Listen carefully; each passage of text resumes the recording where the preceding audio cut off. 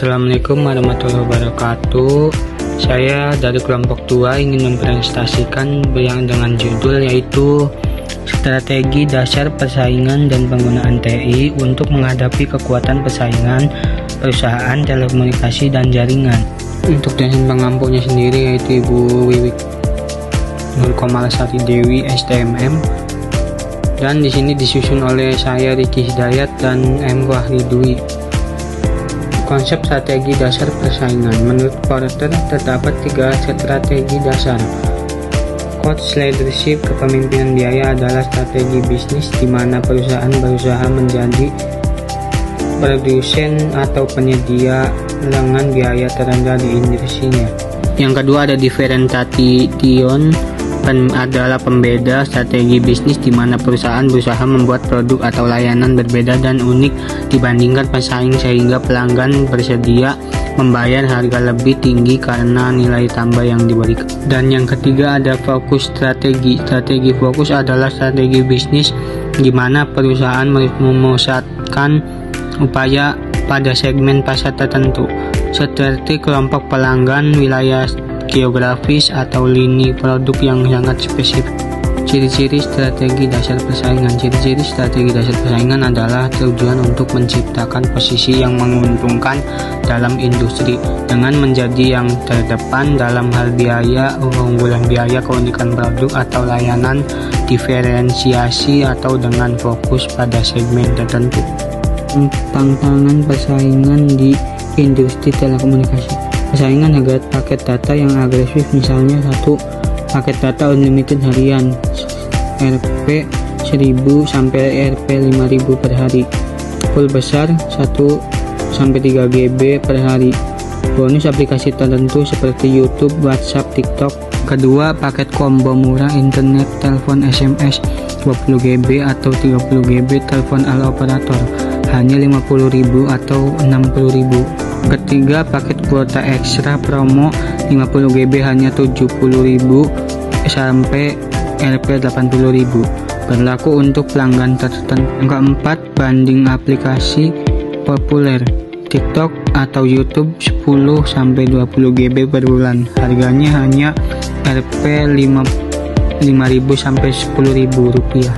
Pengembangan teknologi 4G atau 5G yang cepat. Yang pertama, peningkatan kecepatan 4G, dan sini upgrade ke LTE Advanced Carrier Aggregation. Yang kedua, kecepatan naik hingga 150 sampai 300 Mbps. Yang ketiga, meningkatkan streaming dan gaming.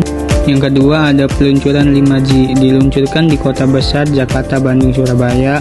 Yang kedua, kecepatan uji coba mencapai 700 Mbps sampai 1 Gbps. Menjadi ajang antar operator. Perluas jangkauan 4G, ekspansi BTS hingga ke daerah non-kota, menambah kapasitas jaringan, meningkatkan akses di wilayah terpencil. Teknologi Massive MIMO dan beamforming, meningkatkan kapasitas tanpa tambahan frekuensi, sinyal lebih stabil di area padat. Yang ketiga, mendapatkan kualitas jaringan atau meningkatkan kualitas jaringan. 5G untuk industri, robot, otomatis, dan smartphone. IoT berkecepatan tinggi, kendaraan otonom, area industri. Teknologi masif MIMO dan beamforming meningkatkan kapasitas tanpa tambahan frekuensi, sinyal lebih stabil di area padat, meningkatkan kualitas jaringan. Fiberisasi infrastruktur, perubahan microwave ke fiber optik, backbone lebih cepat dan stabil. Yang ketiga, mendukung trafik data 4G dan 5G. Luasan jaringan dan kebutuhan investasi besar. Investasi fiber optik nasional, menarikan ribuan kilometer kabel EVO. Yang kedua, membangun jaringan metro dan backbone antar kota. Yang ketiga, fiberisasi BTS. Yang kedua, ada modernisasi infrastruktur, upgrade dari perangkat lama ke Massive MIMO, beamforming, Cloud RAN, pergantian core network menjadi 5G standalone, 5G SA. Yang ketiga, transisi ke virtualisasi software defined network, spektrum frekuensi 700 MHz, 800 MHz, 900 MHz dan 1800 MHz, 2100 MHz.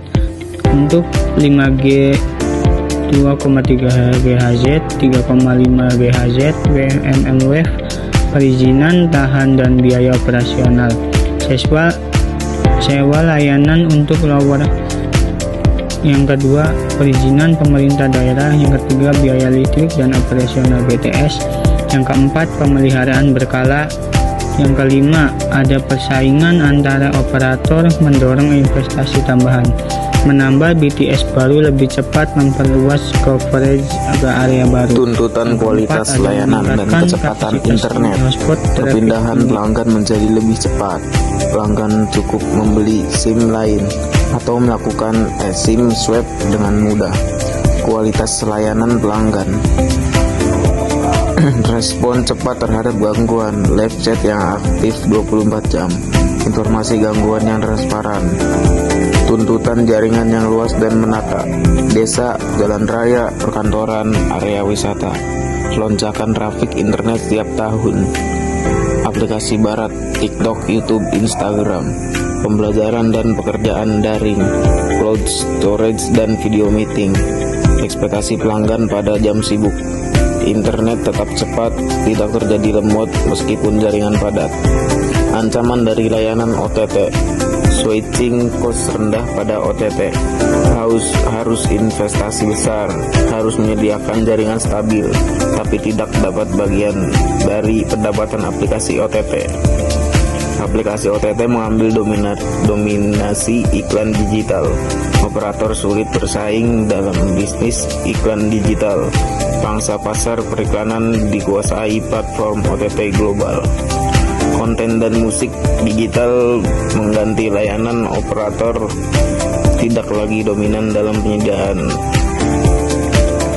Peran teknologi informasi dalam persaingan. Optimalisasi jaringan dengan big data dan AI. Sistem billing dan CRM untuk personalisasi pelanggan. Penggunaan otomatisasi untuk efisiensi biaya. Pemantauan performa jaringan real time. Digital service, aplikasi self care dari Telkomsel OXL. Strategi untuk keunggulan bersaing. Cost leadership, otomatisasi, optimalisasi infrastruktur. Differentiation, kualitas jaringan, layanan energi digital inovatif. Fokus, layanan untuk komunitas atau segmen tertentu. Analitik data untuk memahami kebutuhan pelanggan. Contoh implementasi pada perusahaan telekomunikasi. Telkomsel, pemanfaatan AI untuk optimalisasi jaringan. Indosat, Koredo, Station, modernisasi core network. XL Axiata, transformasi digital dan otomatisasi operasi.